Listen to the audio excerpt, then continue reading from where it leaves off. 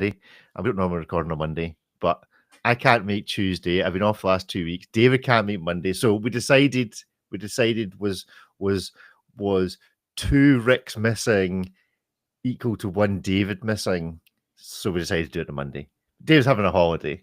So if anybody really cares, I don't know if David's just going to record tomorrow by himself. I suppose that's a possibility. Maybe you should just tune into that, the Dave show. He can just do his own thing tomorrow. Just let him go on live and just let him speak untethered for an hour, just into the live feed of YouTube. You know what? I'd watch one that. Man show. I'd watch that. Solo dialogue. At what point does the monologue become a manifesto? There's definitely like a fine line to walk on that one. I would help David. I would give him an imaginary guest he's speaking to. Mm-hmm. Like it's in his imagination, but we'll give him like a person, alive or dead, that he's talking to, who's clearly not speaking back to him, but at least there's some context so David knows what to ramble on about. I mean, should we choose someone for him from the Watch World, or should it just be somebody completely random? Sure. If you have someone in mind. What if we turn it into a game? We give him someone to talk to. We don't tell anyone about it except David. Mm-hmm. And then after an hour of him ranting at the person, because I guess they're not gonna get a word in edgewise, of course. So after an hour of David ranting at him, we can then they can then guess and figure out who is he talking to. Who do you think would create the largest rant? You've known him for longer than I have, but who would create the largest David hyphen? Maybe it would be the guy that invented the hyphen or the underscore. It's the underscore he's got in his Instagram, isn't it? Who would engender the biggest rant if you were to put them in front of David Braddon from the Watch World? Who's it going to be? Ariel, you're muted, so the comedy is. I think one person that comes to mind is the person who just recently stopped running Jager LeCoultre, because for so long, David really loved imagining as though he was calling the shots there, and he could detail all the problems that this person did, all the mistakes they made. Clearly, someone better is at the helm now, but still at this point, we have no clue what Jerome Lambert will do again. I doubt he's going to bring back the Ambox, right? Like, that's not happening. Yeah, it's just the most obvious move in the watch world. Just bring back something. I mean, you think that for all these watch companies that can delve into their history, you think it's like a black hole. Were GLC executives banned from Aston Martin? Are they not allowed to buy Aston Martin? So they have to wipe that entire thing from their memory? I think what we need to start is AI CEOs. We make an AI of like Breguet, like Louis Abraham Breguet or Abraham Louis. I can never remember. I don't know why.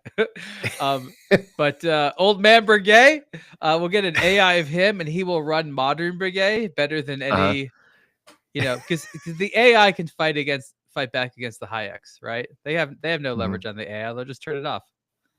So the AI of Breguet Senior runs Breguet just as a test. We'll see how it goes. And then we will actually use the living Jean-Claude Biver to make an AI of him to have as the vice president of Hublot next to Julian Tornare. What? I mean, I don't know if we could really get Abraham Louis Breguet's consciousness. I mean, he's been dead for quite a while, but we'll have to make it up. Is there not enough marketing information out there? Come on. Well, I mean, but what if he only knows what's in the marketing information? He just reads the Breguet website. That's it. That's enough, right? Well, he can only make the things he's invented before. Obviously, there's only one way to test that, and that is actually to go to the Breguet website. Is there enough marketing on the Breguet website in order to create an AI sufficient to power the ChatGPT version of Louis Breguet? At the moment, it is a man in the shadows. I have a suspicion. Smoke. Would you like to hear my suspicion? This is quite related to Breguet. We've hinted this in the show, but I have more than a suspicion at this point. A prediction. And that's this. Okay, so obviously we see a lot of retro revival stuff. And a lot of it is what we'd call mashups, right? A little bit of this, a little bit of that, right? Like, that's no secret. That's what's been going on a long time. What I think is going on right now, which cannot be done with brand new watches with fresh designs, is I think AI is making a lot of these. I knew for a while AI was suggesting them. Like, I knew the designers were basically saying, like, take this watch and this watch together, and what would some mixtures be? Like, I know they've done that for several years now, but I think we got to the point that a lot of these retro revival watches are like 80, 90% AI, maybe not 100%. There's definitely some human tweaks, but I think they're like, because look, all they have to do now is be like, okay, AI, look at these 100 watches and give me some mixtures of them. Give me some options. And then the designer, oh, this one I like, and they tweak it a little bit with some colors, maybe change this or that. I think that's how a lot of watches are getting designed right now. I have no idea if that's good or bad, but it kind of makes me want new futuristic design, which I guess could be done by AI, but is not nearly as easy as a retro revival heritage piece. Well, I did listen to bits and pieces of the show that I wasn't on, and actually did put some of the suggestions into ChatGPT AI, and we'll maybe see if there's time to do that. You listen? Shortly. That's so nice of you. I did listen. I That's thought nice in my bed of sickness, I will listen. Whose voice would I rather would I most want to hear for a mill? I thought it was you pair of clowns. But there we go. Anyway, right. Let's start our show with our sympathetic clapping in experiment. One day we will get this right. Let's give it a go. So on the count of 3, 3, 2, 1. Clap along at home. 3, 2, 1. It's like watch karaoke. 3, 2, 1. Perfect. Here we go. Greetings. Welcome to this week's A Blog to Watch Weekly. You have me back, but you are sans David this morning. If you care to go to the A Blog to Watch Weekly live YouTube channel, you'll be able to hear our discussion, which will not be in the main show, about the watch executive that we would sit in front of David Brennan to allow him to host his. It wouldn't be an actual sitting in front of him. It would be a pretend. He'd just have to rant for an hour, pretending that this individual. Yeah, just go listen to the bit of the show before the preamble. It's much more straightforward. Anyway, in light of a particular watch that Ripley is wearing, which he shall describe to us shortly, I thought our deep dive into the historic realms of the A Blog to Watch website. Ripley, are you still with us, or are you sitting extraordinarily still? Ripley is Ripley sitting extraordinarily still, or has his? I think he's crashed. Okay, so you're here. I'm here. We're Ripley both here. I think Ripley's not here. Ripley is frozen. It's like Carbonite. You know, it's the pre-Carbonite look from Han Solo. He's got the wall behind him. He just needs to lift his hands up in the air. Oh, there he goes. He has officially disappeared. Officially left. Yeah, which I love for all this advanced technology we have. We can't quite be sure or not if someone's here or not. It's you can't just say so much limbo. It makes my transition to this first story a bit more tricky because it was kind of dependent on Ripley being here. But we'll assume he's going to come back, and we will delve into the archive from 2015 for a little article on. Do you remember this watch, Ariel? The Ball Engineer 2 Magneto S. Oh, how could I forget? Yeah, I actually have this watch. Believe it or not. And it's part of trick, which is part of what Ripley is wearing from Tracer, is that the back of this watch, upon turning the bezel, the back of the watch closes up. Apparently that makes it more the iris magnetic. That was the iron shield that you could open up to look at the movement. You could you'd know, of course, right? How often is a magnetic field just coming up upon you? You will know if you're going that environment, so you could control this. Yeah, if you're part of the X-Men team and suddenly you start seeing all your knives and forks leaving your dinner plate because Magneto has entered the room, you know just then to turn your watch so that it closes up the iris in the back, right at the point that the watch, being made of metal, is ripped clean from your wrist by said magnetic field. It's also got spring lock, which sounds like a great way of keeping water fresh. I always love a watch that's got a fish on the back. IWC are good at that, and it's a ball thing as well. Well, Ripley's not. Does that mean it's a watch of faith? What does that mean to you? Yeah, it's like that ichthus thing. There we go. So that was the ball. What's happening with ball? Oh, here comes Ripley. Back again. Oh, Ripley Seller says Riverside open in other tabs. Ripley, you're opening in multiple tabs. Oh, well, I was. It should Tab be police. closed. I mean, it make sure everything is closed. Keeps trying to have me open. It has that other one open where it says keep this open, and then I figured I'd open another. Yeah, what you need is the iris off the back of this ball watch, or indeed, because the whole point of starting this conversation here was to allow you to show the watch you've got on. So extreme close up. Well, it's from Ripley Sellers. The inverted version of that, I guess. So it's rather than having the iris on the back, you get it on the dial. So if you didn't want to see the time, oh, there you go.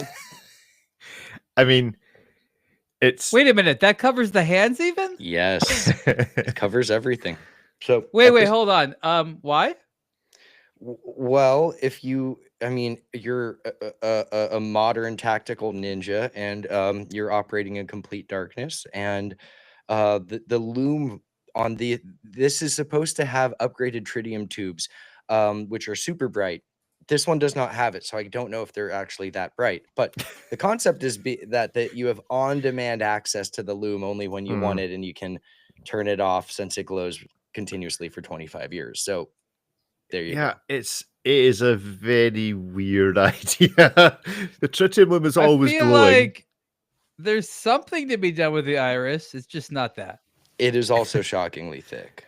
Like, well, yeah, that's a big boy. How's the action? Is it a nice turning action? How's that feel? It feels nice, and Tracer says it's self-lubricating the mechanism. Well, so yeah, there's that. What does that actually? Let's unpack that a minute. What can that possibly mean? I don't think it means self. I think it means it has no lubrication. No lubrication, exactly. I don't think it's requires a lubricant. Or what I would imagine is the material used for it is of the self-lubricate. Like, Delrin is probably a polymer that is self-lubricating. Like some exotic material designed to like rub. A graphene. I mean, I don't know how exotic it is. It's just a type of plastic. But yeah, it's a self-lubricating plastic, which means it, I've never heard a G-Shock be self-lubricating, so I'm just saying. Well, they like the manual lubrication, and then they let the time setting be all automatically done. But I don't know. It is satisfying to turn. I don't know how practical it is, but it's not. I can tell you. You don't need to review it. That it is not practical. It has no practical use whatsoever. No one has ever. Wait. No, I know what it is. I know what it is. It's when you're trying to engage in self-discipline. I will not know what time. Not read the time. I will live in the moment. This is like a tactical version of like a reverso. It's like, oh, no. We're at an event. It's not important for me to know what time it is. But that event was like the briefing with your commando or something. And you just, no. I want to be respectful. Let's face it. In the world of Chives, the watch butler, it's just giving Chives another job. It's a job creation scheme for Chives, the watch butler. It's his job to open and close the iris on his master's watch. So, well, or is this the watch for Chives so he can silently stand in the dark while I sleep, and if in case I'm needed, to trigger my minute repeater on the bedside table to let me know what time it is sonically. Yeah, but then he needs to. It's quartz too, so he can check the minute repeater's accuracy against his own watch, and then silently slip back into the shadows by a quarter turn in the counterclockwise direction. Okay, right. Well, breaking new beats. Recently went down a blog to watch rabbit hole and stumbled upon the Hublot Antikythera. Was not disappointed. How can you be disappointed by the Antikythera? We're a Hublot. Come on. I'm confused. This is a genuine thing, is it? This is there's the Hublot this is a rabbit hole. The Antikythera device is a whole crazy. Well, I know what the Antikythera device is. That there isn't an Hublot version of it. Hublot didn't make one. I went to the event. They made one in celebration. All right, okay, let's find this. I'm gonna need to go. It works. Return to Antikythera. Oh right, this is new to me. Let's all join in breaking news beats. Antikythera for those watching on YouTube. The return to Antikythera. If you don't know what Antikythera is, you can go and get educated on the Hublot website. Basically, ancient device. Nobody really knows what it does. We do know exactly what it does. Don't. Hublot. Okay. Worst website ever. Oh, this is one of these websites where you have to I saw that thing. The robot suit thing. Yeah, Is that I it? remember this No. Oh thing. wow. That's that not the the anti- Antikythera. No, That's no, not that's it. the. I'm on the website and it's not actually I showing me love the that they have a watch. website. Never been here myself. When was the last time someone was like, how long ago is this watch? None of these are the watch. These are. I remember all these. This inspired Invicta. This is what is laying the groundwork for the. There we go. There it is. There we go. The Antikythera watch. When do you think the last time was that somebody visited the Hublot Antikythera microsite? It's still breaking up. new beats. It certainly is.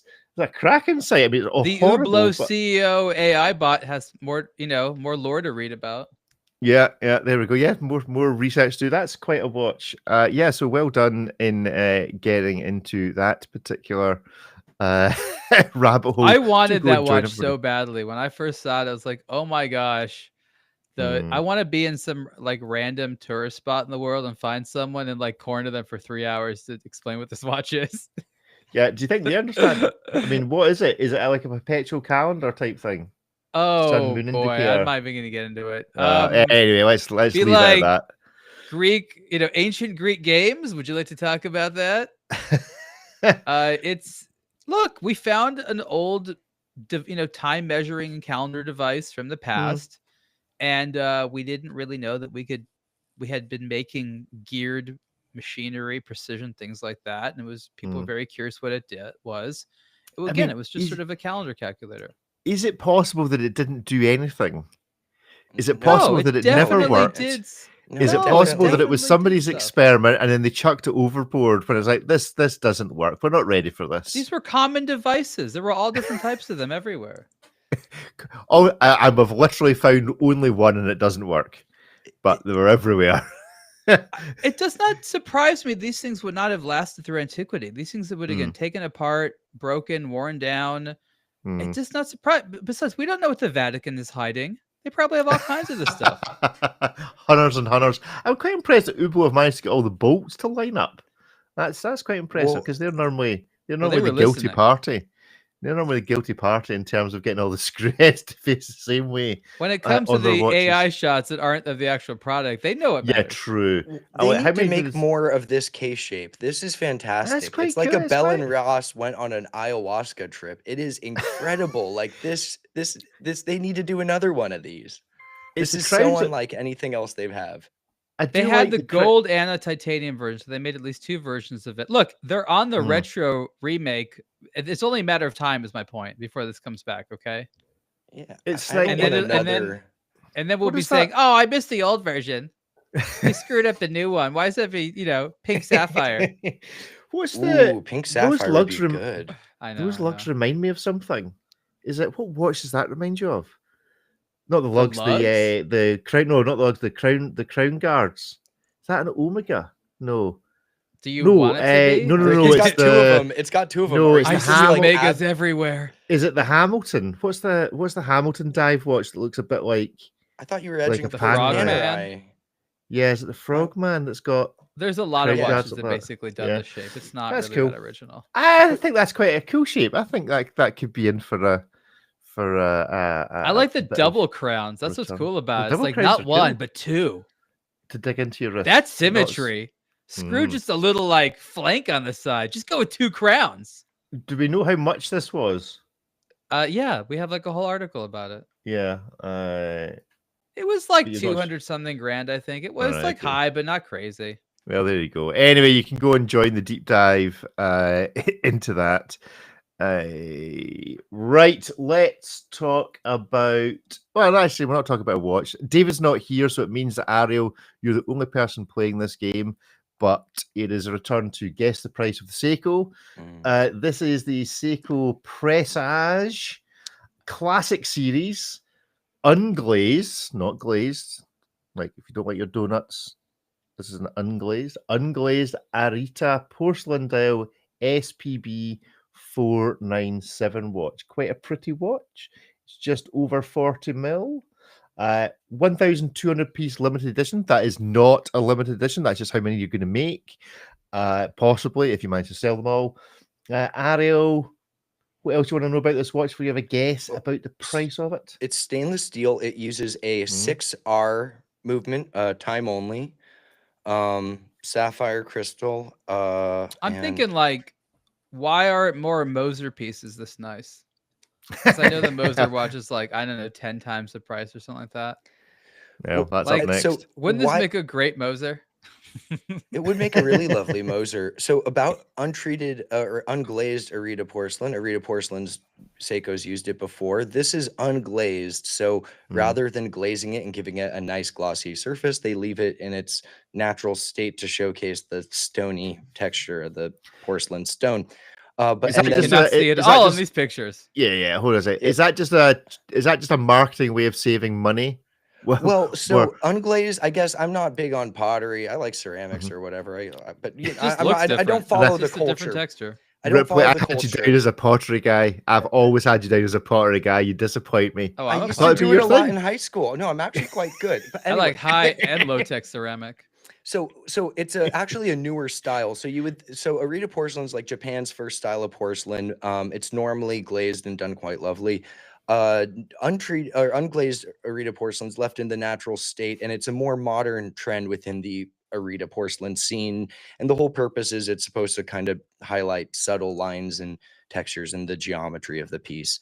So it seems like they've just not glazed it, which would be lazy, but instead they've given it this really subtle, okay. So it's a modernized expression of a rhombus, which is a symbol supposed to be associated with you. We're getting into the Grand Seiko lore here, which is a symbol associated with like longevity and prosperity. But I think it looks quite nice. It's right around the hour markers, almost gives it a dome appearance.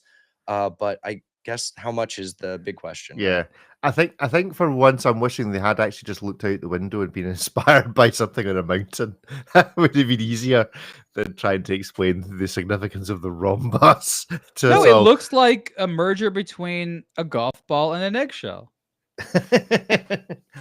So this is their golfing day out. It's quite a pretty watch. I do like the gold fleck. You know, the gold. It's the nicest H Moser MC I've seen, all year. Have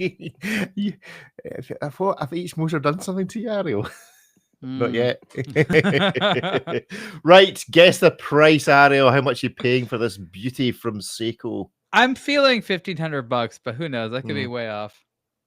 No, I think you're about right. It's supposed to sit between, I don't know, between a Seiko 5 and a King Seiko or something. Well, Is that so the Presage. Who's king?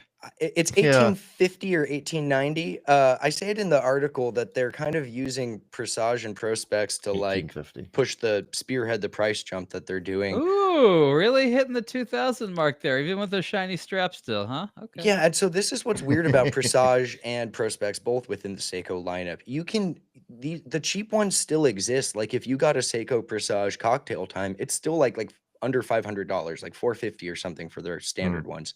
Same as like you can get a turtle. It's like, $400, $500. They also make like a $2,000 Prospex all day long. And this is, I guess, the Presage version, a very expensive Presage, almost King Seiko money, almost entry-level Grand Seiko money, but it is a... How much more would you have to spend for it not to say automatic 3 days on the dial? Like another $500 or $1,000? Oh, dear. Well, it is unglazed, so I guess if you went in there, you could kind of subtly remove a layer. I feel like it's going to be a long time again before we get to say the word unglazed in relation to a watch. You're just lapping it up, Ripley, every time you're unglazed. Again, in the pictures, can't see that at all. It's nice. It's, again, a great Moser. Look at those hands. Let's just talk about Moser, shall we? Let's just move on then and talk about Moser. So I want to talk about Urban Jurgensen. Oh, we'll get on to that. That's definitely our list. Actually, before we talk about Moser, let's talk about this. I'm curious from a marketing point of view as to, this is from Watch Pro. So the 1916 company, the Govberg name, one which we're all quite familiar with over the years, has now been retired and no longer appears in relation to any of the stores. It is now just a number. It has moved from being a name to being a number. Is this a good move, or does it remove a significant amount of personality Didn't they change their name already to Govberg? Like, this is kind of getting to me a Chris Ward logo sort of deal, where it's like one, then the other, then another. Okay, it used to be Govberg's company. He took an investor. So we're like, wait a minute, there's a bunch of us. Why does it have your name on it? Then they did the Watchbox thing, and they're like, I don't know, that sounded cool for a while when they were trying to pretend they're a tech startup. And then the brands were like, uh-oh, you're doing too much funny business. They're like, do we sound serious again, Patek? We're called 1916 Company. What, Rolex, you okay with us? And here we are. Yeah. Are they just going to end up changing back again? Look, 10 years from now? I have everybody goes, some... what is the 1916 company? What do they make? Could I be have anything. Look, I knew Danny Godberg when he was running the show. We had a lot of intense discussions. I had a lot of respect for what he did. We had some very clear disagreements about things over the years as he took in other people. The relationship changed. I think that company made a lot of decisions I don't agree with, and they eventually had to admit they were wrong. They're on their solo journey right now. They're not interested in media. They're interested in pretending like they make their own media. They have some good people there who are frustrated that they can't do the things they want. It's kind of a hectic environment to be within. I wish them well, but they're kind of they're in it for themselves. I think they had too many years fighting with the Swiss that now they want to basically fight with everybody. Yeah, it's an interesting journey they've gone on, because they are one of the few companies that I suppose has dabbled in absolutely everything to do with watches. They have sold watches, they have bought watch companies, they have done their own media. The desire to own and acquire, to control.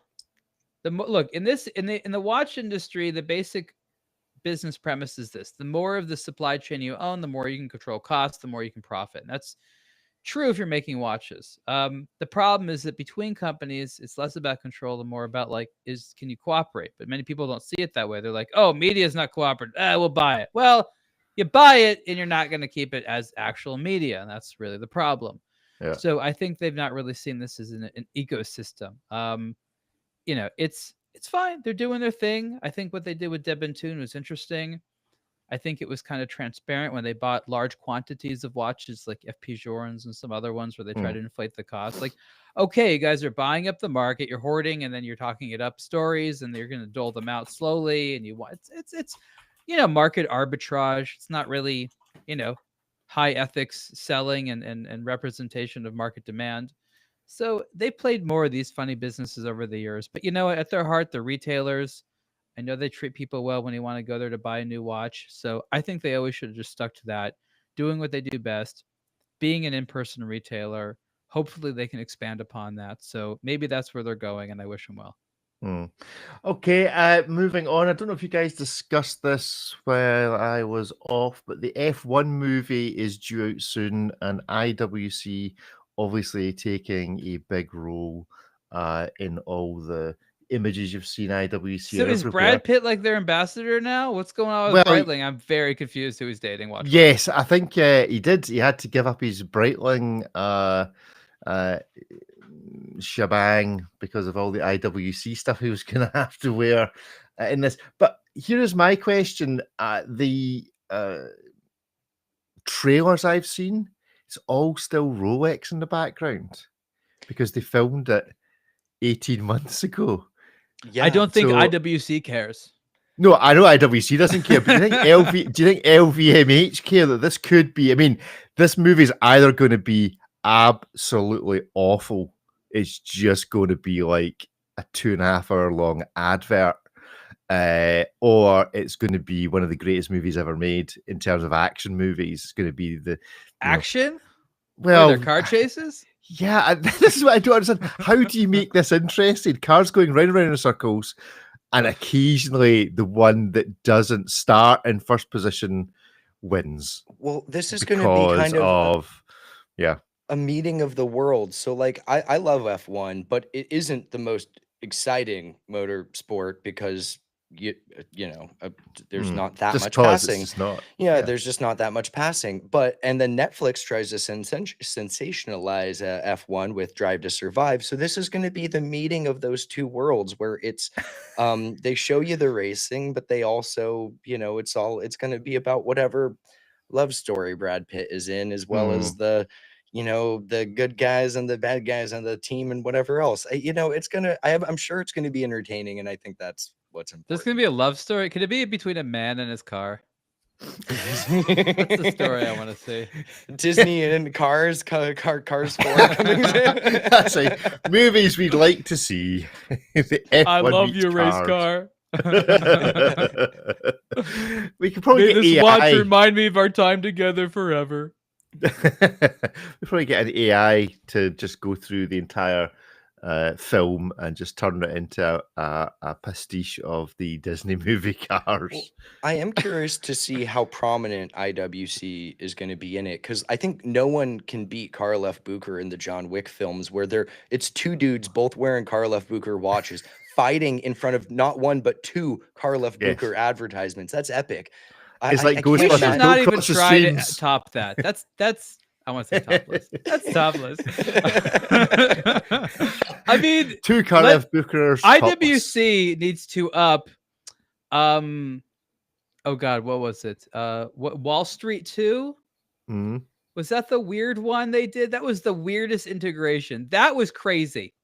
Okay, they just need to do better than that. At the end of that movie, they had to have the last say. So this completely unnecessary, like close-up graphic of an animated watch, like a computer one, as the movie is ending for like no good reason. They're just like, oh, end it with the watch.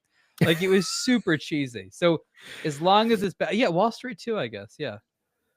Do you think that two people wearing a Karl F. Bucher meeting each other has ever happened in any other circumstance other than a John Wick movie or in an AD? No, you could have worn one to the boutique and still not met the one on the sales associate. I don't know. Maybe at one of the the movie sets of one of the John Wicks, there's bound to be a few wears there. Yeah. You think any of them are real? Oh, fake. Real? Oh, Rick, what are they doing with them? Of course they're real. Of course they're real. Okay. Fair enough. The oddest one was the time machine from Deadpool. I'm not quite sure what that is. No, I know exactly what this is. In one of the Deadpool films, the character Cable's time machine is a Karl F. Bucher watch. It's not like a regular pocket watch. It's like a whole Antikythera looking thing. But it's at one moment they're like, there's a close up of it. It's a whole thing, and that you see Karl F. Bucher on it. It has no business actually saying Karl F. Bucher. Okay, here we go. He was Especially from the live. Presumably that was made in the future, and that brand doesn't exist anymore. Yeah, well, from the live stream, will again. I encourage you to go to the live stream to check out the chat. We have this. As someone who works in Bucher, I can say with confidence, no, no one has ever brought two Karl F. Buchers together. It would be a Ghostbusters moment crossing the street. Although I have one, so if someone else out there wants to come have a coffee, I'll wear mine. You can wear yours. It'll be a. I think that could be a new watch hashtag. Is just where we managed to get Karl F. Bucher wearers together for coffee. CFB and coffee hashtag with an underscore in there just to keep David happy. Like two snow leopards meeting. Actually, if we're gonna get us all together, let's go to like the manta ray exhibit or something. They love those things. They're on like every single Petravi Scuba Tech. Did you see that another company took up the manta ray trust thing? Like another company is now sponsoring that.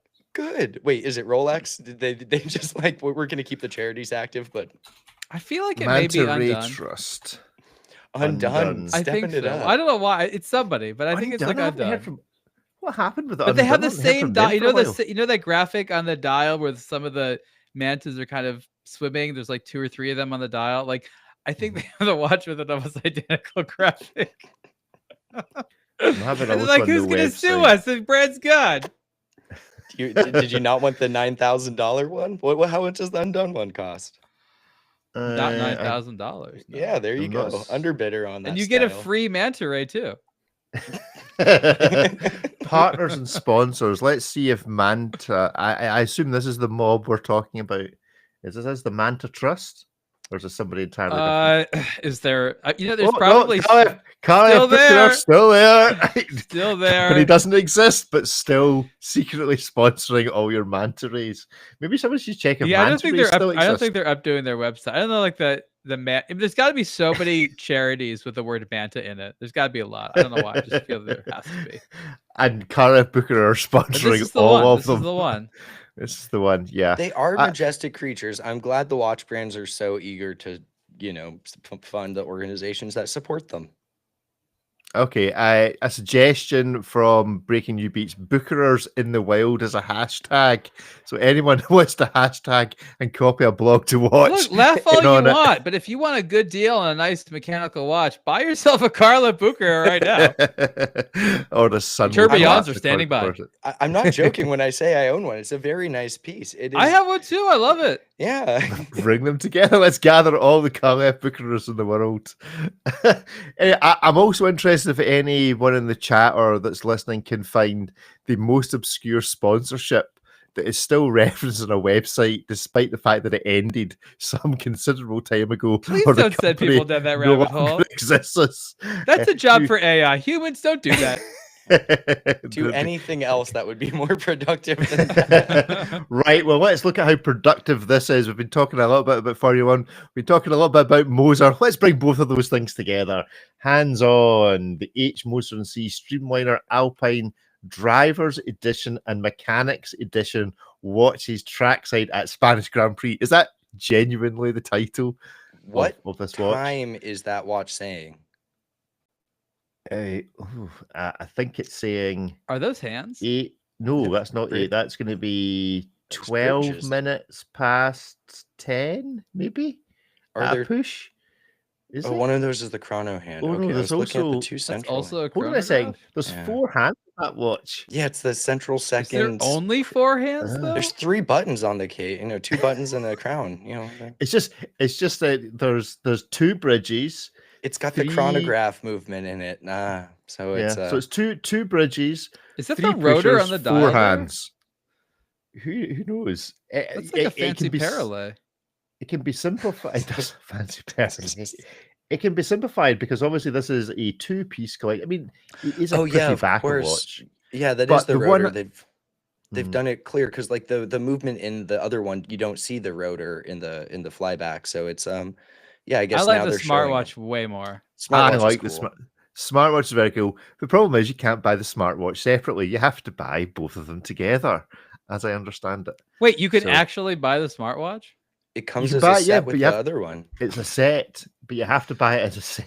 I mean, that's uber cool. I really do like that. You know what? Whatever games they want to play, let them play it. Okay, as long as everyone understands these are games. Okay, these are salesmanship games. $70,000 for the pair. I just think that this is an argument that many, many more watch brands should be just making smartwatch versions of their famous case shapes. I want a panorized smartwatch. Just stick some module that you buy from somewhere in China into a Luminor case. Give it 200 meters of water resistance. It's actually that easy. It really is. It is. I think actually I mean, what would happen if we just went into gave away all our principles and just started these case modding. Shapes are not protected. Yes, exactly. Someone could have a Luminor style, well, I guess not with the crown thing, but a Radio Mirror style thing, or go crazy, buy old Panerais, take them apart, put a smartwatch hardware in there. I genuinely think that is an idea. Going on, confuse everybody. I genuinely think if I was to give up all my principles and we were to ditch the idea that we don't sell watches at a blog to watch them, what we should be selling is old case shapes or current case shapes. So if you're a crazy electrical engineer, I don't know what profile would be, where you want to take like old Unitas based Panerais, those ones that nobody wanted that definitely did have exhibition case back, and you want to somehow put like smartwatch hardware inside of that with old screen and all that. Some people want to buy that, and we want to talk about what you do desperately. Yeah. But what we'd actually really like is a slice of the action. So we'll partner with you. Just if you need some money to get you going, give us a shout. Just tap us up. We'll call it the Frankensmart. See, we do all the marketing for you. Smart. Anyway, so this Moser, I just really like that. The Moser's great. It is interesting that do you like the scheme involved in getting you to buy it? I love how rather than saying, "Sir, you have to buy this unwanted watch before you can buy this wanted watch," it's like, you know what? We're selling them together now. This totally unwanted thing with this thing that you think you want, then you realize, wait a minute, they didn't work out any of the bugs, but it's a freebie, so you can't complain. I mean, is this not the Alpine edition in the Studio Underdog? There's one that would be normally modestly priced and really cool on its own, and then there's the really expensive version, but you can only buy the two together. But you really just want the affordable one to kind of edge the concept. This also is entirely devoid of Alpine branding, which I can only imagine has been done because of how tumultuous the sponsors are. You know, the team could have a totally different name next year if, you know, financial things get pulled out. So, but they'll probably keep the colors. So I do think that's interesting. It's a team watch. Can I ask a question about the colors? Why are their car colors the Go Bold colors from Tudor? Oh, that is a good question. Well, the pink comes from GWT. I mean, the dark blue. I don't know why they have a brighter blue. Maybe that's the Alpine. You know, we don't get Renault over here, so I'm not. You know what I mean? There's that whole page on Tudor's website, the same color mixture. Everyone's done blue over? and Is that what's going on? right? Like, I don't. It's flamingos in Florida. Some comments from the chat. I think we need to give him some counselling here, because clearly the day-to-day risk of wearing a Car F Booker and accidentally meeting another Car F Booker wearer is playing on the minds of some. So breaking news. I think that's the guy talking about where he'd wear that ball watch near the particle accelerator, right? Accelerator, yeah. You're referencing back the earlier part of the conversation. And then the dial on the smartwatch is Milan's face in a Chaikin layout. Here's the thing: the Milans are sitting around their office thinking about basically like packaging strategy, like how can we make these, I don't know, offers. They're not like thinking about watchmaking or design or art. They're just thinking about like basically get sales quick schemes, right? Maybe that's the best way of putting it. I mean, like if that's what you want to support, that's fine. But like I'm just increasingly getting, I don't know, like this looks better than you know it's going to be. Like there's no way this smartwatch is going to operate that well. It looks cool as hell. I totally agree. It does look cool. But if they were confident in it, they'd sell it separately. Yeah, we have our first sale. So Quartz Mechanical Movements, breaking new beats, buy one. I suppose it would reduce the risk of him coming across another Car F Booker or wearer.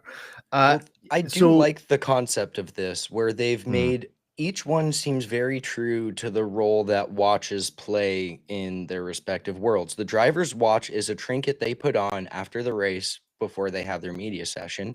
So it can be completely illegible. It can be whatever. It just needs to look expensive. So that way they don't feel bad about themselves when they're talking to the other drivers with IWCs and, you know, Richard Mills and whatnot. Tags.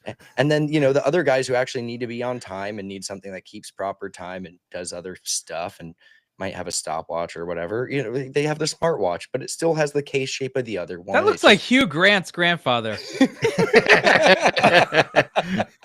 Floppy-haired Moser man on the Moser website, yes.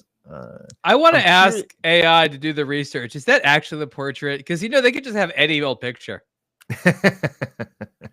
I want to know what the face, the actual analog watch is in the smartwatch. Is it an actual analog watch, or is it just a Digi-Ani type function? Like, is there any? No, I think that's just a screen under there, and they've imposed what in the previous Alpine Moser watch, it was all skeletonized, and then they had the little like spinel disc up there. So I think this is sort of a nod to that, but I'm 90% sure that is just a digital screen. Really? You think? No, it looks like a physical. Well, we don't know. These are all.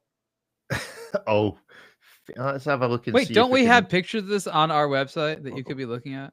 Yeah, but yes, we do. But it doesn't. I will reference those and give you my. I'm not sure it gives you the information because Moser probably haven't told us. Yeah, that looks like a real dial. I think it's a real dial, but I don't know if it's an actual mechanical module or if it's a digital module. No, it's most certainly not. It's probably all electronic. Because it looks like the other Mosers that have that layout that aren't smartwatches. But anyway, it's a cool watch. If that's a real dial, that's even better. They should just sell a bunch of those things. That's maybe the one Moser I could afford. Well, you can't because you have to buy the other one at the same time. And who knows What's what the balance is? Yeah, the resale on the other one's absolutely going to be there. Yeah, anyway, right. That's enough of that from Moser. Ariel, you wanted to talk about the rejuvenation of this particular mob, Urban Jurgensen. This is the UJ3 Perpetual Calendar Moon Phase, although other new Urban Jurgensens do now appear. Give us there's 3 watches, the UJ1, the 2, and the 3. This is number 3, the Perpetual Calendar.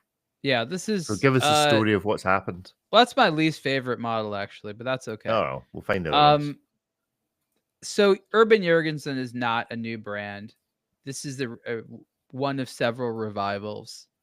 The brand is purchased by a very wealthy family that does not own any other watch brands. I would liken the situation to be similar to the formation of Parmigiani, where the Sandoz family basically becomes a patron of Michel Parmigiani to have him make a brand and do lovely stuff, not really too concerned about sales in the beginning and things like that. Just do what you want to do and make nice stuff. This family has essentially empowered Kari Voutilainen to do that, who for 20-something years has worked with some previous iterations of the Urban Jurgensen brand to make a lot of their stuff. A lot of his own design language for the Kari Voutilainen watches came from Urban Jurgensen, which he adopted into sort of his style. So there's sort of a lot of synergy there. And they're, going to be sort of a low production, high craftsmanship brand focused on, service and nice stuff and elegance. These watches are kind of positioned, I don't know, somewhere between maybe a FP Journe and a Breguet in terms of sort of the overall theme. The watches sort of start out with the UJ2, which is it's actually the same base architecture as a Kari Voutilainen watch, with it's a manually wound, time only with a power reserve indicator, and a double escapement system. So it's a little bit of an interesting element to it. Just over 100,000. The most expensive is the UJ1, which is a pretty fancy mechanism. It's a tourbillon on the back mixed with a ticking second remontoir as a constant force escapement. So you have a power reserve indicator. It's all symmetrical, whereas the UJ2 is a little asymmetrical on the dial, and a ticking seconds hand, but obviously it's a tourbillon. Extremely elegant, 370,000 Swiss francs, limited edition. So, the sky's the limit. They're going to do all kinds of wild stuff. It's really, I think the idea that they're trying to say is maybe you like some of the watches made by some of the competition, but you're going to like us as a brand more because we're actually going to have our organization together, treat you well. I think that in addition to their nice designs, they're trying to be kind of the cool ones, the ones that aren't going to give you the run around or make you buy other watches before you get the one you want. I'll see if they follow up with it, but they are watch collectors that own the brand. They're not really focused on immediate returns. They just sort of want to have a cool brand as well as a cool product. And I don't think they've specifically mentioned they want to avoid some of the pitfalls and traps that have befallen some of the others, hey, looking at you, Patek Philippe, Audemars Piguet, whatever. Yeah, these are lovely looking watches. My only problem is every time I hear the name Urban Jurgensen, I think of this guy. What guy? I think of the Swedish chef from the Muppet Show. No, it's a Danish thing, not Swedish. Is it Danish? It's just, nobody knows the Muppet Show's Swedish chef's name, and I think Urban Jurgensen could be a good guess. But these watches are lovely, and yeah, I think the whole marketing spiel of them setting out to be the good guys, if you like, could really work for them if they can actually produce enough of these watches to satisfy whatever the demand is for a £500,000 double escapement wheel watch or however much it is. I'm surprised the appearance of the the first two, I mean, the perpetual calendar looks different, plenty more displays, but the first two, the double escapement and the tourbillon, look very similar. Well, I guess actually no, this one's got an interesting thing where the whole dial's offset. Yeah, this one's thinner. The tourbillon's thicker. In person, it would be a lot more difficult to confuse them. But again, the tourbillon is super limited, and basically more 3 times the price, or more than 3 times the price. So it's you're not going to like confuse these watches in the same room. What is the price point of the two for like the entry level? Oh, he just skipped it. I just skipped it. We'll go back again. Let's quickly scroll down. Hopefully, I'm not giving. Come on, website. No, come on. Where keep going, are keep you? going. It is 105,000. So that's a clear statement. Categorically, this brand is going to be a 6-figure brand. If this was like the least expensive, and they told me that obviously they have a lot of future models in mind. They said to me, and I don't know, they might change their mind, that they're not going to go lower than this model, price point wise. Right. Okay. And the perpetual calendar is how much? Not too much more. It's like 160 something. The perpetual calendar does fail on my judgment of perpetual. 170 is not bad. How can it possibly say? How can I be sitting here saying £168,000 for a watch? Oh, that's not bad. That's a ridiculous amount of money for a watch. I don't like if you're going to have a perpetual calendar and you're going to use Windows for it all. Don't go all dialy for one section of it. That's what ruins that for me, in all honesty. But I'm not about to spend 100. That would have made it even thicker. Yeah, true. It is a bit of a beast thickness wise. I seem to recall. I don't know if there's it's pretty. I like that they all have the gold movements. It's not the only watches that do that now. I think FP Journe popularized that in modern movements, but it is nice to see those like gold bridges and architecture. It's classy. It really is. And it's also a statement of, that the inside and the outside are what you're buying. This isn't like we've wrapped up a standard fair movement in a very nice gold case. This is a statement of, we even crafted the movement of gold. That was what Berneron did. I think it was smart for Sylvain to use gold for as much as possible on that watch. People love gold. What can you say? Well, I mean, the whole thing becomes precious at that point. It's even the spent little bridges if you ever damage it that bad or something. So I'll tell you something interesting, and it's sort of a new topic, but also related to this, and it goes with what the people, the Rosenfields, that is the family that owned Urban Jurgensen along with Kari Voutilainen. They said that we know one of the things people like about independence is that they can contact the person that makes the watches. And this is true with little brands that cost just a few $100s, where you can go to a watch fair in London or a city in the United States or wherever and meet the proprietor, the designer, or these high-end brands. But there's something about being able to approach the person in charge, whether it's the watchmaker, the owner of the brand, or the designer, or something like that, that really appeals to a lot of collectors. Now, maybe I take it for granted because I've just known these people, and it's not super high on my list. I'm mostly product focused. But what are you guys' thoughts on why this is so suddenly important to people? The access to the man or woman responsible for the enterprise. I think it's reflective of the earlier conversation about Govberg. And I think it's the same sort of thing. I think them taking their name off of that makes you feel further away from it. And I think the fact that even though it's not the maker's name on this dial in terms of Urban Jurgensen. You mean you can't hug the number 1916? Yeah, I know. The problem is there's only so much Kari Voutilainen to go around.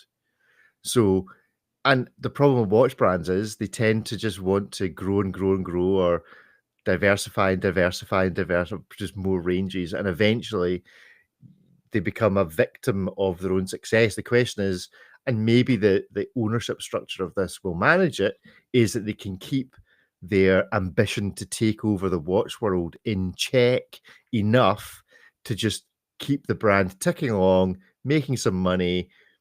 They're all having fun doing it, and that's it. They can just draw a line under it, rather than, take Chris Ward or something like that's probably a reasonable example of them just going further and further. And what you see in Oris and other brands, I know they're completely different from what Urban Jurgensen are trying to do, but it just gets the creep of it becoming more and more expensive and less personal. And I think they've identified that if they can include the personality in their brand and in their marketing, then these will sell like hotcakes, because people want the experience. People want to feel close to the man or the woman. Why though? I mean, again, I honestly can't relate. People do, and I'm not saying they shouldn't, but me personally, I just want cool stuff.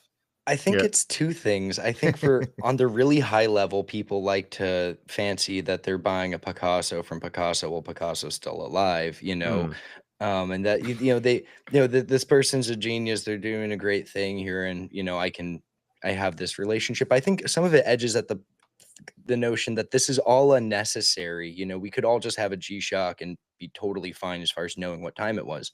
And so when you're buying, whether it's an $800 micro brand or a $350,000 Urban Jurgensen, I think, people want to be able to justify that purchase to themselves and potentially others, to say why they like it other than it's just a nice thing where, and then this is how you get into like Guy's brand with D-Trash. It's a cool watch and it, helps the planet or whatever. And when you get to this high level, and yeah, I met the guy, really nice guy. No, he's our absolute artist. And, I spoke to the people who ran it. They're good people, treat their clients right. It's not this faceless monolith. If you just bought it because you like it and you could, and it was expensive and you had access to the Stearns or whatever, I think it makes it a little bit more of a personal purchase. And I think people like having that, whether it's 800 or 800,000. Yeah. I think we introduced a new unit of time. And then, so we've got the millisecond. I think we introduced Voutilainen time, and that is the measure of the length of time that someone that buys an Urban Jurgensen mentions that Kari Voutilainen was involved with it, and that it's probably less than a second. So Voutilainen, I mean, they're saying it before they get the watch in hand. Yeah, probably exactly. So it's actually negative time. There you go. We've invented a new unit, the negative time space of Voutilainen time. Akari will be on my wrist only by another name. Well, I think the Voutilainen unit of measurement is the amount of time between when his name is uttered and then the brand, which isn't his actual own brand's name, is then uttered in the conversation. Yes. I could totally see it, but this was actually done. By the way, I like Kari. Kari is a really nice guy. I genuinely enjoy him. He does fantastic work. Everyone seems to agree on that. I think that's part of where the hype is. Like, he's one of my favorite characters in all this. He really is. I think he'll appreciate having a unit of time named after him. I think he'd be into that. You know what? Here's the thing. He's not just a good watchmaker. He's a very swell business person. Okay. Yes. And he's like oddly humble about it. He's done. He's had this ability to not fall into a lot of the ego traps of a lot of the others, and that's what's helped him. I'm sure us naming a unit of time after him will obviously not affect. Yeah, but that was your idea, not his, right? Voutilainen time. It's like Hammer time. There'll be a song about MC Hammer and Kari Voutilainen. Oh my god! Now I want to see him dance to it. Okay. Yeah, exactly. Voutilainen time. Hashtag Voutilainen time. It's a positive thing. It's how much more famous he is than whatever brand he's working with on whose name's actually on the dial of it. When someone says, "Oh, it was done with Kari Voutilainen," blah blah blah blah blah blah blah, it's actually an Urban Jurgensen. That's how the difference between point A and point B is. How this is a good thing for him, and maybe he's such a humble guy. I think this could be a good way to measure. If Urban Jurgensen just buy the rights from Disney to the Muppet Show, then their next one could have the Swedish Chef on, just like. So by this logic, should he pressure his daughter if she has a kid to name that child Urban? Urban Voutilainen. I'm just saying that would create a master stroke of branding genius in the future. An heir, finally an heir. The collab was born when my son was born. Urban Voutilainen. Come on down, the price is right. Anyway, right. Some chat.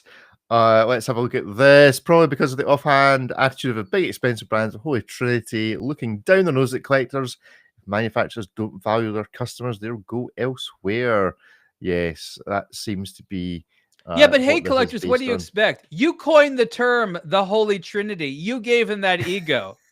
They were just insecure nerds before you made them feel all great. And there are horological masochists out there. Some people really just want to be told they have to go purchase half the catalog before they can actually buy the watch they want. Sad but true. Sad but true. There we go. Right, let's do a quick hit miss maybe on a couple of watches before we end the show. First up, the Citizen ProMaster Aqualand 40th Anniversary Limited Edition watch. The tumor returns. Oh, okay. That's a hit miss or maybe. I'm sorry. Did I spoil it? Did you spoil Ariel? Give us it looks even sillier when the photograph is taken from it being upside down. But give us the history of this watch, Ariel. Oh, I'm supposed to know it? I've been avoiding this watch like the plague. No, look, it's the Aqualand. That's a depth sensor, which in slight other forms also doubles as an altimeter, barometric pressure sensor. It's a pressure sensor. It's not a speaker. Right. It looks like one. And when this watch first came out, that was the best place they could put it, was as an extension tumor. And it was cool because it was like this affordable dive watch that could tell you how deep you were going, and anyone could wear it, and looked like, it was a very early aspirational kind of like modern tool watch, right? It was before smartwatches. It was the type of thing that you could never have in a mechanical watch. It looked analog-y. It worked for its era. I don't know that anyone has ever called this watch pretty. There was definitely a period in the 90s and I think early 2000s where you'd see a lot of these. It's been a while, so maybe Citizen feels like that'll make a comeback. But like, especially like middle America, like you'd see a lot of Aqualands out there. I doubt anyone wore those, but these are the same people that have those like huge pickup trucks that they usually drive on roads. So like this type of watch totally goes with that. Yeah. Okay, that's a bit of history. Is it a hit, a miss, or a maybe? That's like my history with it. That's not the history, okay? The history. 1, 2, 3, go. Hit, miss, maybe. It's a hit. Come on, of course it is. Of course it's a hit. It's the first Death Gauge watch in a world before dive computers. In a world before. Yeah, before dive computers. This is like bringing back a rotary phone. I mean, some people do that ironically in my neighborhood. Okay, that's how ironic this watch is. It was ironic then. It's ironic now. I mean, it looks like it's fantastic looking. I'm not against it. I just look. I have to say, I didn't want it back then because I didn't think it was pretty. I love Citizen. Okay, they're allowed to do weird gadgety stuff like this. This is a gadget watch from the era where the gadget was more important than the aesthetic. We are now in the era where the aesthetic is at least as important as the gadget, and this loses on the aesthetics. Okay, like she might be able to like lift a house, but boy is she ugly. Well, they made a nice looking one of these, and it's just not. They wanted to make also the ugly one. I think there's something amazingly beautiful and not beautiful, really cool about its ugliness. Okay, you can't call it beautiful. It is properly ugly, but it's cool looking. Why they decided to do the accents on it gold? I don't think it needed that. I really like the full lume dial one of these with kind of like the dark gray case, but it's all yours, Ripley. Yeah, it's been suggested in the chat that there is something inversely proportional about the distance from the seaside and the number of people in landlocked US states that own these. The further away you are from the sea, the more likely you are to actually you could be in any body of water, okay? Not just the ocean. Your hot tub.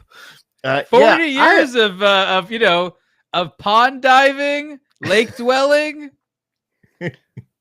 It's $595. This is not bad. $600. By the way, I love going underwater with pretty much any smartwatch, including the Apple Watch, which does that and a lot more and is oddly prettier. But you know what?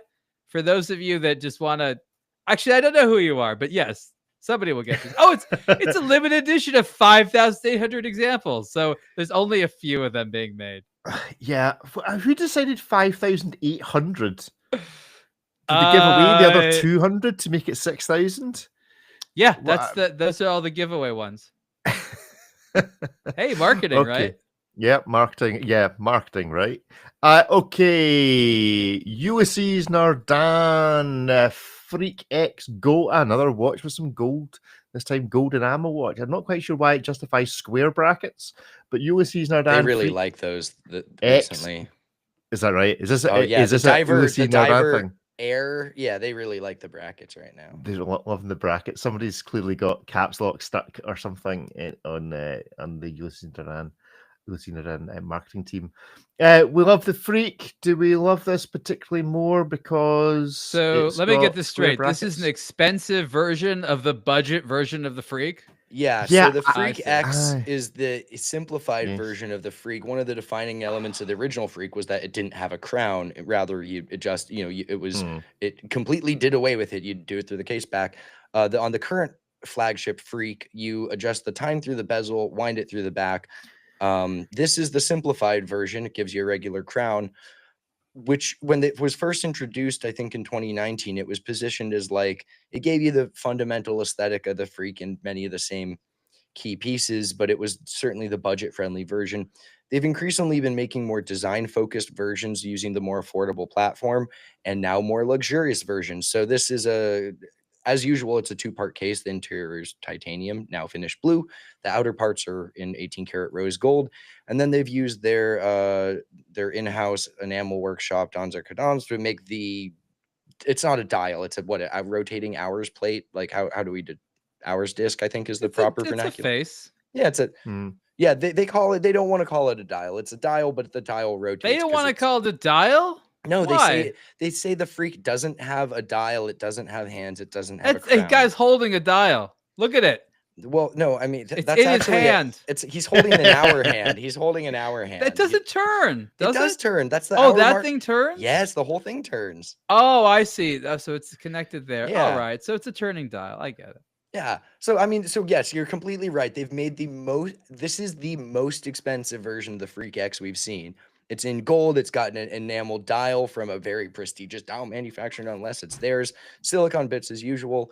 And it's like almost $50,000, which we're now really close to the price of like a regular Freak. But it's like a Honda with gold cladding and enamel. It's like they did an enamel dash in your gold clad Honda. It's fine. It's nice. I don't know. It's kind of, it's pretty, I guess. I think if you're going to go Freak, I'm a traditionalist. I want the more crazy movement, but this is, I don't know. It's a mid-range one. They wanted to have a strong mid-range one. I wouldn't call it with craftsmanship. This is sort of still an industrially made dial. It's made to look maybe guilloche. It's high-end industrially made. It's probably a very big profit margin on here. I guess they need stuff to do stuff like this. Yeah. I'm not like thrilled by it, but yes, it is a Flinke enamel dial, not guilloche. So it's a stamped pattern that's then hand applied and fired. And interesting thing about the rotating hours disc, it is made out of 22 karat gold for thermal stability due to the firings. Because it rotates, it has to be perfect. You can't have any irregularities like a dial sheet. Okay. So more gold. Yes, we love more gold. Maybes. Hit from Ripley. As long as I'm not paying for it, it's a hit. And then finally for every free watch is a hit. Finally for today, let's have a look at this. The Long Ferry Sport Auto 79 watch Ripley. So this commemorates a third place finish at the 24 Hours of Le Mans. It's in gold. Sorry, say that again. Bear with me. Laurent, okay, so this needs some context. Laurent Ferry, we know, famous watchmaker, sat at the helm of Patek Philippe for like 30 years, was the technical director. Now he's got a brand. Also was a semi-professional race car driver, raced it in Le Mans, got third place, which is good. As press release lore, goes, they were awarded watches, and after then he went to go work at Patek for 30 years. Then it was actually this that inspired him to start the brand, with another driver whose name escapes me, who also was on the third step of the podium with him. Anyway, so this commemorates the third place finish at Le Mans. It's in rose gold, so I guess the more elevated thing that looks like bronze but isn't bronze. It's their integrated bracelet watch. This is not the Tourbillon one, so they kind of look similar. When it originally debuted, it was time only, and it had a tourbillon that you could only see on the back, which is kind of nice, very stealth wealth. This is the time and date version, still a micro rotor movement, very nice, but wildly less complicated and expensive compared to the tourbillon, and it's in solid gold with a matching gold bracelet. So while the original one was very stealth wealth, this is conspicuous consumption at its finest within the sport category. But yeah, it's a third place finish that it celebrates Laurent Ferrier's third place finish, and it's $85,000.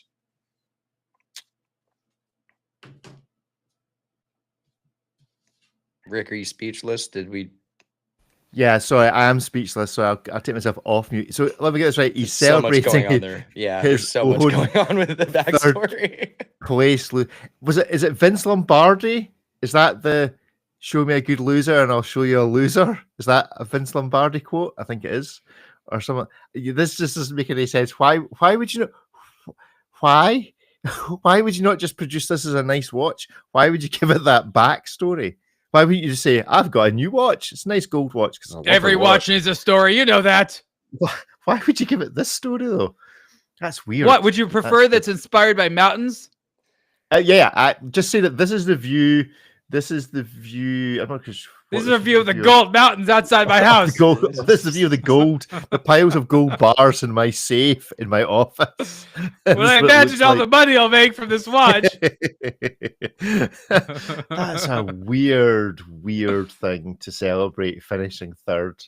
I just feel like this particular episode has unlocked so many opportunities for the audience to make suggestions, failed sponsorship that are long forgotten, hashtag Voutilainen time, and watches that celebrate not actually winning things but finishing third. This is how excited Rick is about titling the show. Yes. Oh yeah, we're gonna have. The title for this show's got to just be titled hashtag Voutilainen time, with a picture of MC. If I can get AI to produce a picture of MC Hammer wearing something from Urban Jurgensen and the Swedish chef MC Kari Voutilainen. Yeah, there we go. Could you put Kari Voutilainen in parachute pants? Is that outside of AI's capacity? Well, you know what? We're gonna find out this year. Yes, next year, no. Just you wait. New filters coming. So hit miss maybe on this from Lauren Ferry. I mean, it is less than half the price of the Tourbillon model. Just is it a hit? I think it probably is. Is it a hit? It's a third place hit. There we go. It's a third place hit. Borisic agrees that it's a hit, even though it's celebrating finishing third. I suppose there are things in which finishing third are, achievements. And I suppose there's something amazing about this case. I still actually prefer the slightly larger one that has a tourbillon, but I will not say no to this one with the automatic movement. This case is cool looking on the wrist. It's better looking when you wear it than when you sort of see it floating. But it's totally designed to have no sharp edges. Like, you're supposed to close your eyes and just like put your hand all over the case and the bracelet, and it's supposed to feel nice. Like, it is one of the most comfortable, soft to wear watches. It's also legible. And it's a gold. It's designed for the bracelet. And it's a luxury watch, and gold just feels so good and it's nice and heavy. Yeah, you could do it titanium, but gold. So it's screw the backstory. I don't care about that. Screw and for Ariel, they do make a solid rose gold version of the Tourbillon one. It's like almost I like that one too. Yeah, it's like almost 300,000. It is epic. It's awesome. Yeah. It's amazing. I just want someone to be wearing this watch, and as I walk past them, I just go loser. As I walk. As I walk past, I think it'd be stunning to just somebody wearing this and you just slag them. So is that what the 1010 the hands are? Is it in the shape of an L for loser? Yes, there we go. There we go, like that. So from now on, the watch should just read 9 o'clock, and that should be it. Yeah, it's no longer the happy time; it's loser time. Loser time. No, so if you sure throw up the L, the guy's gonna think it was for Laurent Ferrier. He's gonna give you the thumbs up. Oh, You're like, yeah, buddy. You got it. There we go. So we've got hashtag Voutilainen time, hashtag loser time. It needs to be a triplet. So if anyone in the chat, I think third place is a win because you get recognized, but you still have room to improve. Well, then Buckaroo time is how long between when your company no longer exists and your final sponsorship disappears off the web. Love it. There we go. We've defined Voutilainen time, which is the length of time between you buying your Urban Jurgensen and you mentioning that it was Kari Voutilainen that made it.